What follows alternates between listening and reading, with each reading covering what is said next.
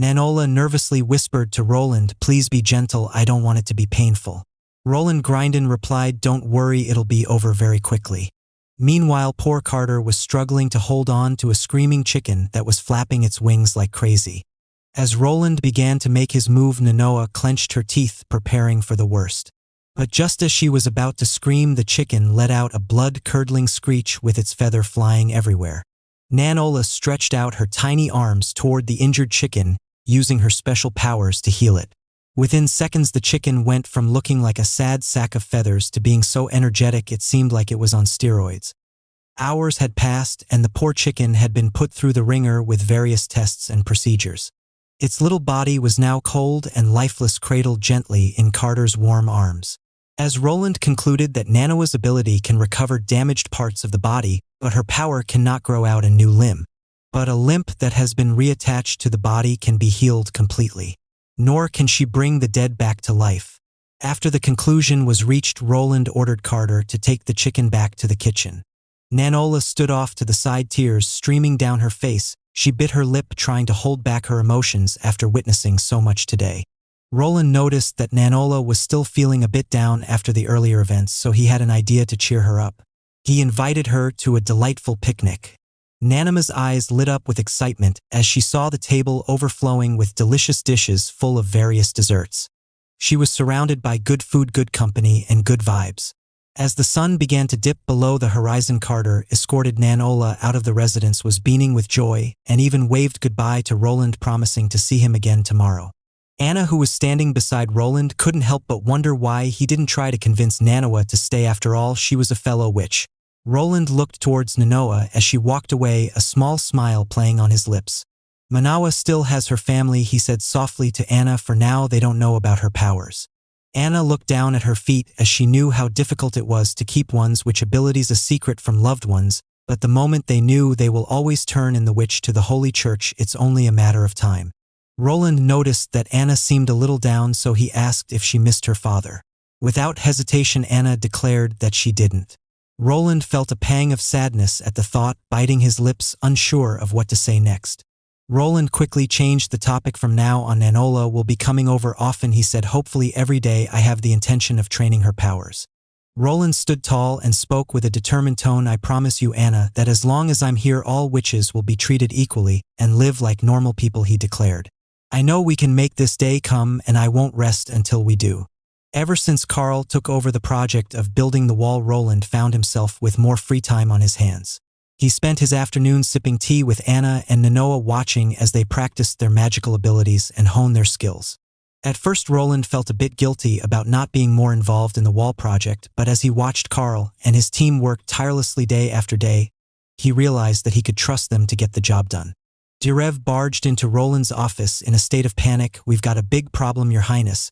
We've been spending way too much money on recruiting handymen and craftsmen. Our finances are running dangerously low."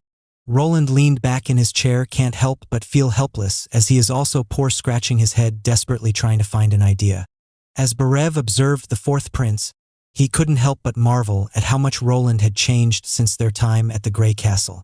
Back then, Roland was nothing but a notorious playboy with a terrible reputation and no sense of being a noble. Barev had only come to this small border town because the king had promised him the position of official finance minister. However, when Roland arrived in the town, he started offending every noble he came across, and people would often ridicule him, but everything changed when Roland saved that witch. Roland was so focused on solving the town's financial problems. Roland explained that he had been studying the town's problems and had come up with a plan to improve the income. As Roland continued to explain his plan, Bereft couldn't help but wonder if Roland was possessed by a devil. But then he remembered the time when Roland had touched a locket that has the power to disperse any demonic power within him. As they walked through the empty pier, the ambassador couldn't help but shake his head in disappointment. "Looks like the border town is still struggling," he muttered to his secretary. But their surprise grew as they noticed the lack of work in the yard. "Where have all the shipments gone?" the secretary wondered aloud. Their curiosity was piqued, and they decided to pay a visit to Roland in his castle. As they made their way there, they speculated whether the border town had found a new trading partner. The ambassador couldn't help but feel a little uneasy about the situation. He had planned to monopolize the trading route, but with the fourth prince's recent actions, it seemed that his plans would no longer be successful. As they approached the front gate of the border town, the ambassador couldn't help but feel a sense of apprehension. Well, the fourth prince, surprise him, Roland invited the ambassador to a welcome dinner, but instead of the usual silverware, they were presented with 2 wooden sticks. The ambassador was a bit confused, never having used chopsticks before, and watched his role and definitely picked up his food with ease, trying to copy him.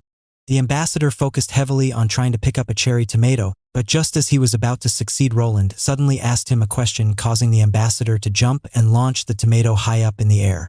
Roland then asked the ambassador what he thinks about the chopsticks, as chopsticks are much easier to obtain than silverware, and his people no longer have to worry about diseases entering their mouths due to them always eating by grabbing the food. The ambassador couldn't help but feel impressed by the fourth prince's intelligence. Roland continued by telling the ambassador due to a cave-in they can't harvest anything from the mines until the next year. The ambassador followed by asking what about the harvest from the past 2 months. Roland told him that the harvest is not enough to feed his people and reminded the ambassador what happened during the month of the demon 2 years ago.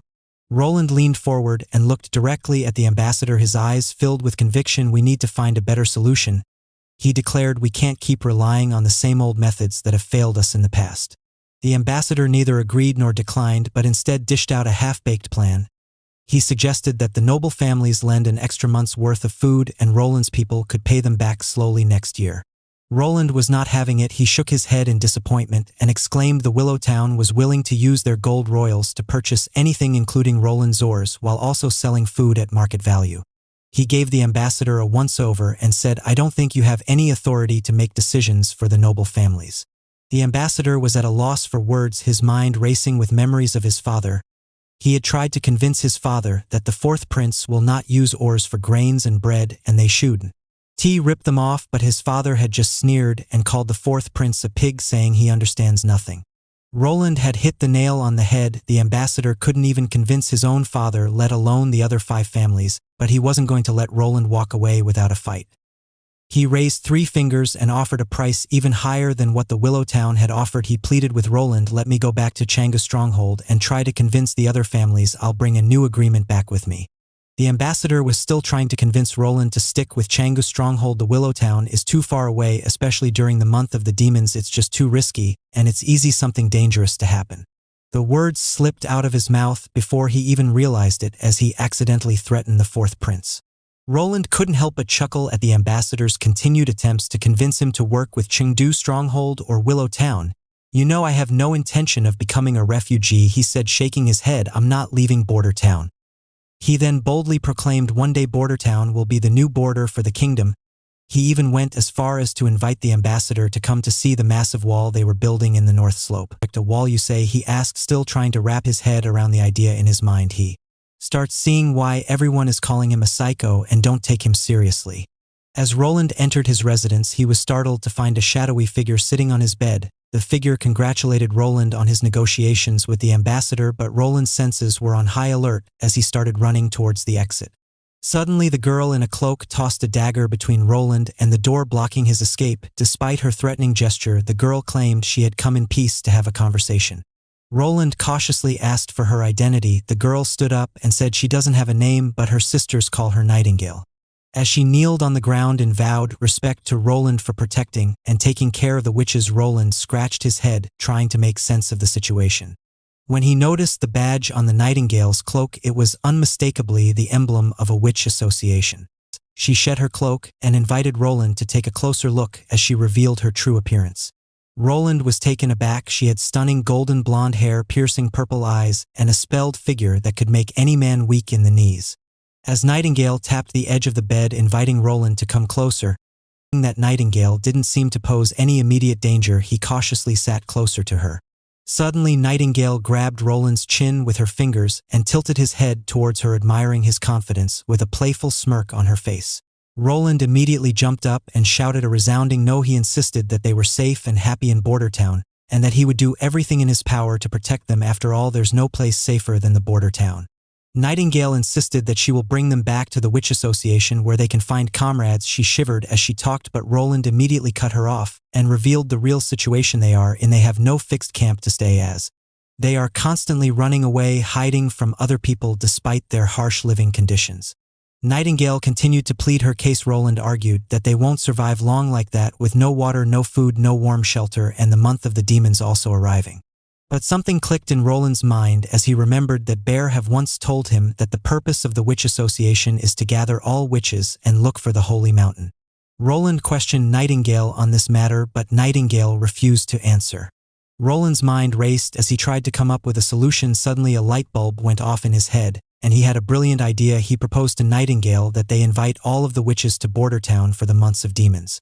Not only would they have a safe place to stay, and once the month was over they could continue their search for the Holy Mountain. Nightingale's excitement was quickly replaced by a sense of worry, as she reminded Roland that his people might not be as accepting of witches as he is. She cautioned that once exposed the church would come looking for them. Nightingale dropped a bombshell revealing that Nanowai and Anna are approaching the age of awakening, causing Roland to be taken aback. Nightingale then shifted her tone and asked Roland if he knew the reason why the witches are viewed as the incarnation of the devil. Nightingale went on to explain the terrifying fate that awaited Nanola and Anna as they approached their 18th birthdays. Every year during the months of the demons they would suffer excruciating pain as the devil within them ravaged their bodies. The pain was unbearable, like being ripped apart from the inside out. Those who were strong enough could recover after a few days, but for those who were not, their bodies would twist and contort into grotesque shades before finally dying a painful. This is the reason why people view the witches as the incarnation of the devil. Roland then questions what happens after the coming of age. Nightingale explained that once they reach the coming of age their power will become stable and increase substantially, with the possibility of creating a new branch of magic. Roland was in a tight spot. On one hand, he needed Anna and Nanola's help for the months of the demons, but on the other hand, he couldn't risk their lives, so he let the girls make the final decision. Nightingale nodded in appreciation of Roland's democratic approach. Anna was resolute in her response. "I'm staying here," she declared. Both Roland and Nightingale were taken aback. "Don't you understand the danger you're in?" Nightingale pressed, telling that she is much safer in the witch camp.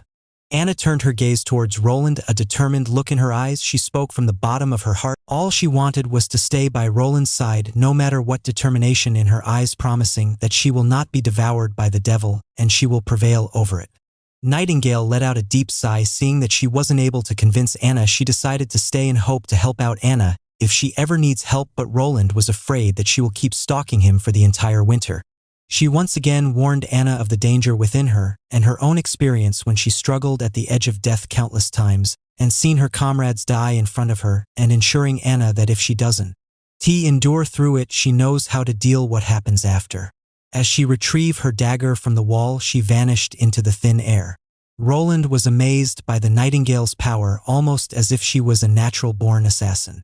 Roland gently placed his hand on Anna's head and spoke in his soothing tone, "It's time for you to rest now, Anna." Anna gazed at Roland with a loving look and quietly called him a fool. Roland stood tall in the midst of the border castle, his voice booming with authority as he shared his plans for the future. As he announced the negotiations with the ambassador, he made it clear that they had hit a dead end. He claimed that just like 2 years ago, the ambassador refused to budge an inch. Roland's heart was heavy as he reminded the people of the tragedy that had struck Bordertown back then. Over 20% of its residents had perished in the merciless grip of winter, leaving countless families shattered and broken. The air was thick with grief as people remembered their lost loved ones, their eyes brimming with tears. He questioned if everyone are prepared to lose their loved one again. The crowd was hopeless and crying for the prince to save them. He declared to his people that he would not abandon them. He reminded them how they supposed to trade 2 months' worth of war in exchange for a half-year's worth of food, but instead Changji's stronghold only give them 2 months of food. The anger and frustration within the crowd were palpable, but Roland quickly assured them that he had found a solution. He had traded there or with merchants from Willowtown and had secured enough food to feed everyone through the harsh winter. As the crowd began to applaud and cheer, Roland stopped them, notifying them of urgent information that they will no longer be accepted into the Changji stronghold, so they must spend the winter at the border town. This struck the crowd like a bolt of lightning as people shiver in fear what they have to face next, but Roland reassured them that they are now building a firm and stable wall that will protect them. Roland wanted to make a bold statement and show that the demonic beasts were not as frightening as people believed them to be. In his opinion, these beasts were just like any other wild animal found in the forest, but with greater strength they lacked. He posed a question to the people, once more asking whether they wanted to cower in a refugee camp and perish due to starvation or stand up for their loved ones and protect the border town.